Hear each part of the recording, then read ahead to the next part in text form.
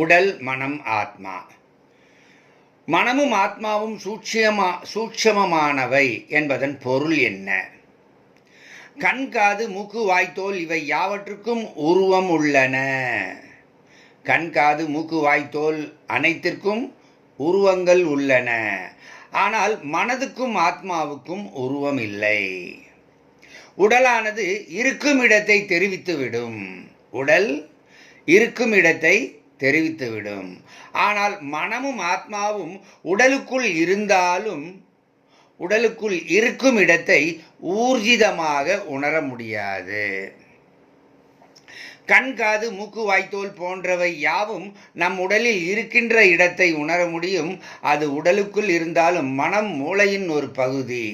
மனம் மூளையினுடைய ஒரு பகுதி. இருப்பினும் மூளைக்குள் அது எந்த இடத்தில் இருக்கிறது என்று ஊர்ஜிதமாக கூற முடியாது. மனிதன் கட்டளைகளை நிறைவேற்றும் கருவிதான் நமது உடல். மனதின் கட்டளைகளை நிறைவேற்றும் கருவிதான் நமது உடல்.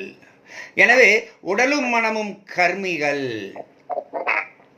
ஆத்மா அகர்மியாவான். எனவே கர்மத்தில் அகர்மத்தை காண் என கீதை கூறுகிறது. எனவேதான் கர்மத்தில் அகர்மத்தை காண் என கீதை கூறுகிறது. எந்த செயலையும் செய்யாமல் ஆத்மா அகர்மியாக இருப்பவன். மனதுக்கு அடிமையாக இருக்கும் இந்த உடலுக்கோ சுய சிந்தனை கிடையாது. மனம் இல்லாத இந்த உடலுக்கு சுய சிந்தனை கிடையாது. சுயமாகவும் செயல்படாது. தஞ்சாவூர் பொம்மையை போல சாவி கொடுத்தால் அந்த முடுக்கப்பட்ட சாவி தீரும் வரை தலையாட்டுகின்ற ஒரு பொம்மையை போன்றதுதான் இந்த உடல். கண், காது, மூக்கு, வாய்த்தோல் என மனதுக்கு உதவும் ஐம்புலன்களோ மனதுக்கு அடிமையாக இருப்பன. ஐம்புலன்களும் மனதுக்கு அடிமையாக இருப்பன. ஆக மனம் செம்மையானால் ஐம்புலன்களும் உடலுக்கு நன்மை தரும். நன்றாக கவனமாக எடுத்துக்கொள்ளுங்கள், மனதில் பதிய வைத்துக் கொள்ளுங்கள். மனம் செம்மையானால் ஐம்புலன்களும் உடலுக்கு நன்மை தரும்.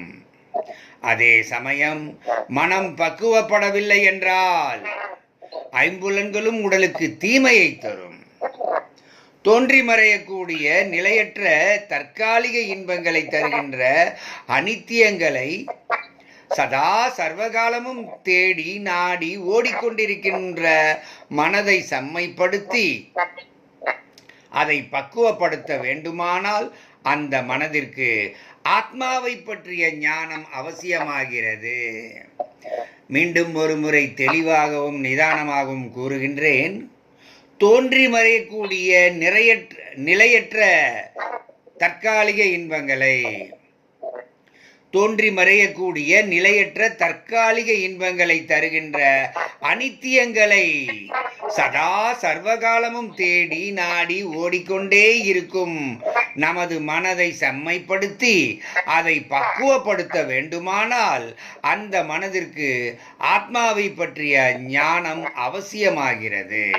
எவரொருவர் உடலை பற்றி, மனதை பற்றி, ஆத்மாவை பற்றி பிரித்து ஆய்ந்து அவற்றை தெளிவுபட அந்த மூன்றையும் புரிந்து கொள்கிறார்களோ அவர்களே புத்திமான். அதற்காக ஒரு முயற்சி எடுப்போம். இப்பொழுது மனம்தான் கவலைப்படுகிறது. அந்த கவலைப்படுகின்ற மனம் நான் இல்லை. ஆத்மா கவலைப்படவே படாது. அந்த கவலைப்படாத ஆத்மாவே நான். உடல் கவலைப்படாது. அந்த உடல் நான் இல்லை. மனம் பயப்படுகின்றது. அந்த பயப்படுகின்ற மனம் நான் இல்லை. மனம் பயப்படுகின்றது.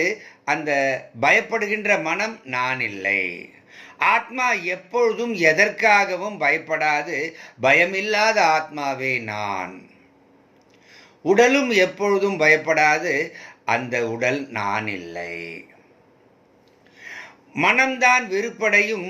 வெறுப்படையும் மனம் நான் இல்லை. ஆத்மா வெறுப்படையாது. வெறுப்படையாத ஆத்மாவே நான். உடல் வெறுப்படையாது. அந்த உடல் நான் இல்லை. மனம்தான் கோபப்படுகிறது. அந்த கோபப்படும் மனம் நான் இல்லை. ஆத்மா எப்பொழுதும் கோபப்படாது, கோபப்படாத ஆத்மாவே நான். உடல் எப்பொழுதும் கோபப்படாது, அந்த உடலும் நான் இல்லை. மனம்தான் சிந்திக்கிறது, சிந்திக்கும் மனம் நான் இல்லை.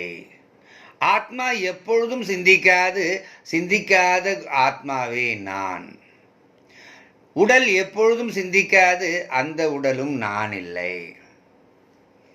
மனம்தான் பொறாமைப்படுகிறது, பொறாமைப்படும் மனம் நான் இல்லை. ஆத்மா எப்பொழுதும் பொறாமைப்படாது, பொறாமைப்படாத ஆத்மாவே நான். உடல் பொறாமைப்படாது, அந்த உடலும் நான் அல்ல. மனம்தான் உடைமைகள் மீதும் உறவுகள் மீதும் பற்று வைக்கிறது, அந்த மனம் நான் இல்லை. ஆத்மா எதன் மீதும் பற்று வைக்காது, அந்த ஆத்மாவே நான். உடலுக்கு உடைமைகள் எதுவும் சொந்தமில்லை, அந்த உடல் நான் இல்லை. மனம்தான் துன்பப்படுகிறது, அந்த துன்பப்படுகின்ற மனம் நான் இல்லை. ஆத்மா எப்பொழுதும் துன்பப்படாது, அந்த துன்பப்படாத ஆத்மாவே நான். உடல் எப்பொழுதும் துன்பப்படாது, அந்த உடலும் நான் இல்லை. மனம்தான் கொலை செய்கிறது, கொலை செய்யும் மனமும் நான் இல்லை. ஆத்மா கொலை செய்வதும் இல்லை, கொலை உண்பதும் இல்லை என்று கீதையில் கூறப்பட்டிருக்கிறது. அந்த கொலை செய்யாத ஆத்மாவே நான். உடல் கொலை செய்யாது, அந்த உடல் நான் இல்லை. சிந்திப்பதும் நினைவுகளை சேகரிப்பதும் என இரு கடமைகளை கொண்ட மனம் ஆத்மாவை உணர வேண்டும். அந்த மனம் நான் இல்லை. ஆத்மா அமைதி சொரூபமாக ஒரு சாட்சியாக இருக்கிறது, அந்த ஆத்மாவே நான். உடல் ஆத்மாவின் பக்கம் எப்பொழுதும் திரும்பவே திரும்பாது, அந்த உடல் நான் இல்லை. இது போன்ற ஆத்மாவை பற்றிய உயர்ந்த கருத்துக்களை இனி ஒரு முறை என் மனம் உங்களுக்கு தராமலும் போய்விடலாம். ஏனெனில் இவை யாவும் மிக மிக மிக உயர்ந்த விலை மதிக்க முடியாத பொக்கிஷமாக போற்ற வேண்டிய ஞானங்கள்.